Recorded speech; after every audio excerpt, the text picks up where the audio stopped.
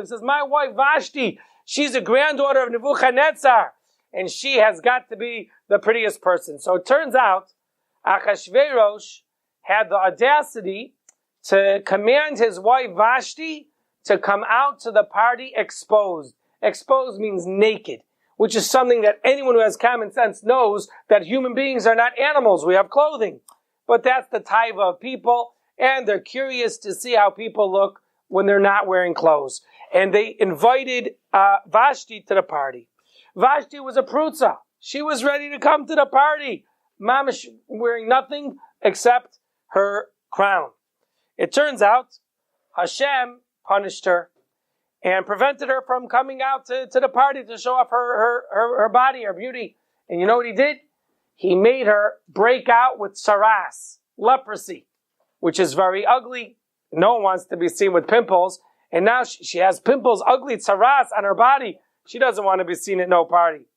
To make things worse, she grew a tail, symbolic that she was acting like an animal. Just like an animal goes without clothes, she was going without clothes. It turns out she got very angry at Achashverosh. How dare you embarrass me and call me to a party undressed? And she starts making fun of him. That, hey, you drink a little wine, you get drunk. My father, he could drink so much, he would never get drunk. Now, Achashverosh is very insulted. I call my wife to come to the party. She doesn't come. I mean, maybe she should come at least with clothes, but she doesn't even come at all. Then she makes fun of me and calls me a drunk. And then he was so upset that he said, what should I do with her? So Achashverosh asked some Yidden from Shevet Yisachar, who are known to be the smartest, Talmidei Chachamim, hey, rabbis, Chachamim, tell me, what should I do with her? She doesn't listen to me. So they didn't want to say to kill her. So they said, we don't know, because ever since the base of Mikdash was destroyed, we don't have Ruach HaKodesh like we used to. We're not as smart. And it turns out there was someone there named Memuchan. There's a machlokes who was Memuchan. Some say it was Haman. Some say it was a Yid named Daniel, a tzaddik. Some say it was a Rasha. But another story was, Memuchan says, I think you have to teach a lesson. She has to be killed and executed. So some say because Haman's wife really didn't honor him. So he wanted to teach a lesson that all wives should listen to their husbands. So he said, kill the queen. And this way people will listen, that the woman will know, you better respect your husband. So it turns out, Haman, or some say Daniel, was the one that said, yes, you should kill her. So he decided to kill Vashti. Now why did Vashti have to get killed on a Shabbos? Chazal say, because she tried causing the Yidden to be Mechal Shabbos. She had maids who were Jews, and she used to make them work on Shabbos. So this way they'd be Mechal Shabbos. And not only that, she used to make them work undressed. What could be more embarrassing for a Tzniastika Beis Yaakov girl to have to be unclothed because of some Meshugas Russia named Vashti?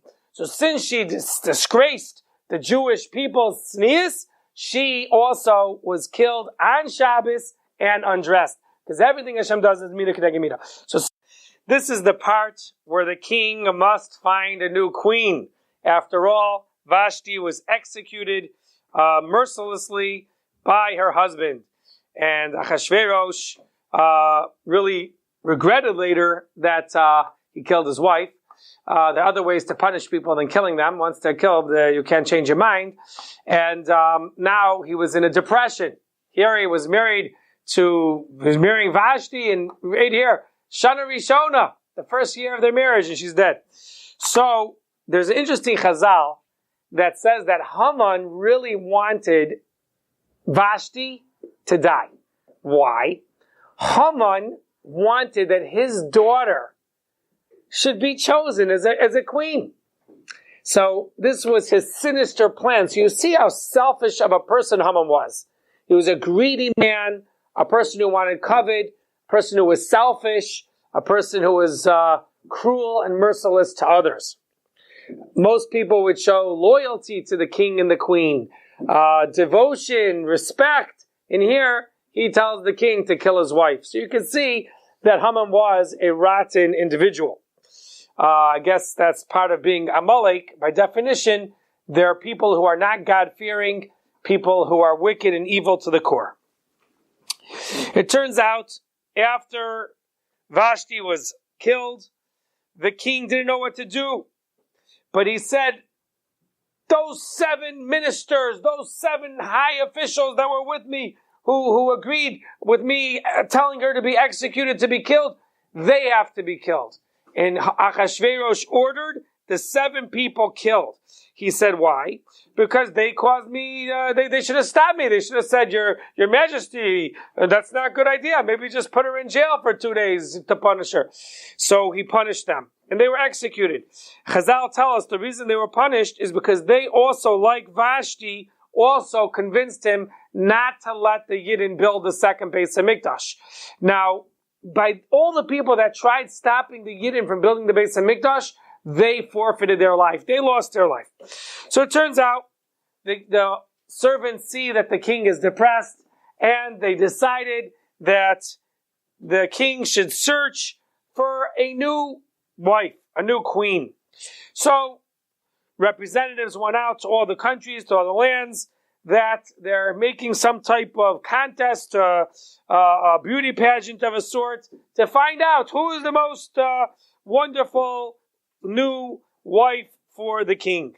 And those girls were taken to a special place, a harem of a sort, and they were given whatever they needed for 12 months to make themselves pretty. It turns out the king would have a year from now to decide of all the people who was the prettiest. Now the reason they took 12 months is they wanted to give them special oils or creams or maybe vitamins that would bring out the inner beauty of a person. When a person eats healthy, they look more beautiful, their skin is more attractive, more smooth, and therefore they gave them a year to prepare themselves before they appeared before the king. Haman sent his daughter that he wanted to be selected as the new queen, and HaKadosh Baruch Hu made Haman's daughter smell very awful, probably like a skunk. So right away, the officer in charge of all the girls, all the ladies that were coming to see if they will be chosen to be the queen, he smelled her and said, please go home. We don't want you here. So she went home with humiliation and disgrace because she had an awful smell. 4 years passed and the king still didn't know who's going to be the new queen. You know, some people, they don't get married right away because they're not sure who should be their wife. And the years pass and they don't realize that the clock doesn't stop for people. But, you know, some people, they don't make up their mind who they should marry. So Achashverosh also, 4 years passed, and he still doesn't know who should be the new queen. There were many men who were wealthy and rich, and they slipped some money to the guards at the king's palace that, hey, please recommend my daughter, promote my daughter, make sure she's, sent in first or whatever before the king. And everyone was hoping that their daughter would be chosen. It turns out that Hashem would not let any of them have the chen, that beauty, that charm, that favor before Achashverosh, because Hashem already decided it would be none other than a Jewish girl or Jewish woman named Esther. Now, I believe there's an opinion that even married women Achashverosh called to the castle, but don't quote me on that. I don't know if he was that low as to take a married person to himself, because even a guy is not allowed to do Gilei Arayos. But it turns out Esther was a wonderful Jewish girl who was an orphan. She never really saw her parents. Her father passed away during her pregnancy when she was in her mother's stomach, and her mother died during childbirth. So Esther was a real orphan on both sides. Mordechai and her were cousins. Their fathers were brothers. So he was her cousin, and Mordechai took care of her. According to one opinion, Mordechai actually married her. She was Mordechai's wife. You're allowed to marry your cousin. Some say even a miracle happened that Mordechai was even able to nurse Esther as she was a youngster. It turns out Esther tried not to go into the street. She tried not to because she didn't want to be noticed by the men who were searching for girls to be sent to Achashverosh. And she tried hiding. And As much as she tried for 4 years to hide, Hashem wanted that she should be taken, so they ended up either noticing her somehow, maybe through a window. And you have to realize her Mesiras Nefesh. She knew that she might get sent with all the ladies to the palace. And for 4 years, according to this sefer that I'm quoting over here, for 4 years, she did not go out of her house, lest she be noticed. Speaking of Kol Kevuda Bas Malach Panima, we know that Jewish women are supposed to stay in the house most of the time for tznius, not to be seen in the streets and the markets too much. Well, here she didn't leave for 4 years. But it turns out that she was taken and she was brought to Haggai. Lamaisa, Haggai saw that she's very tznius, very righteous, and she had a special chen. You know, sometimes people think they're more beautiful if they wear less clothing. But really, you see, Esther was so tsanua, so modest, and she's the one that has the chen more than everyone else who wasn't dressed with the most tznius of clothing. Because Hashem blessed her with chen. Chen is a special beauty that Hashem gives a person, that people find a liking to that person. Esther, even in Achashverosh's place, kept all the Torah mitzvahs. She did not eat any of the not kosher food. I'm sure they had all the fanciest restaurants there, so sending the best foods and delicacies. She was miskaber and yitzhar never to eat something not kosher. What a tzaddikas. She was called Hadassah. Hadassah is well, you have the lulav and esrog, it has a good smell. People smell Hadassim. This is to show that she had very good deeds. Tzaddikim, compared to the Hadas.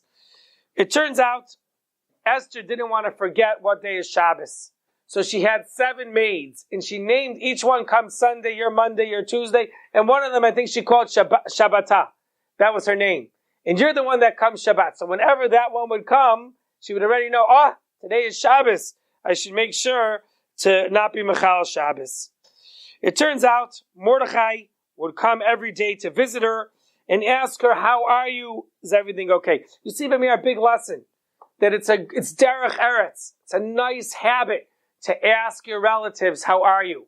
Some people, they never pick up the phone to say hi to a relative. But we see it's important. Mordechai went, asked her, how are you? Now, it turns out a year passed and she was taken before Achashverosh, and he said, she is the queen. And he put the crown on her. Now, I bet you don't even know how old Esther was when she was chosen to be the queen of Achashverosh. One opinion says she was 40 years old. Another opinion in Chazal is that she was 75 years old. A third opinion says she was 80 years old. And a fourth opinion says she was 90 years old. Now, usually when people are that age, they don't exactly get noticed for their beauty. Maybe for their intelligence, but not for their physical appearance. But when Hashem wants, He can make even a Zikena have the chen and yofi that the king selected her over everyone else. It turns out this was already the month of Teves, and it was the 7th year of Achashverosh's kingship, and he made a great celebration for his wedding to the new queen. At that time, he said no one has to pay taxes in honor of the new queen. And she wouldn't tell him what nation she's from. He was very curious. What nation are you? She would never say, because Mordechai said, never tell him that you're a Jewess. So he thought maybe I'll give presents to the different officers in her name, and they'll say, oh, yeah, she's from our country. But to no avail, he didn't find out. He didn't know this. Her secret identity is that she's a Jew. But I want to end off this segment by telling you that she was really fit for Malchus. Who could guess why? Because she was from Shaul HaMelech. Mordechai and Esther were both from Shaul HaMelech. Shaul HaMelech was the king of Am Yisrael. So this is a girl who has the blood of a king, of a queen, because she was from Shaul HaMelech. And it's very interesting that Shaul tried killing Amalek in his time, and he wasn't successful. He didn't kill Agag, the king of Amalek. But now Hashem's going to let his grandchildren, Mordechai and Esther, finish off one of the worst people of Amalek. May Hashem get rid of Amalek in our days with the coming of Mashiach. We know that the year after Esther was queen, she was already the queen of Achashverosh. According to many opinions, she was able to even leave the palace and return to Mordechai's home.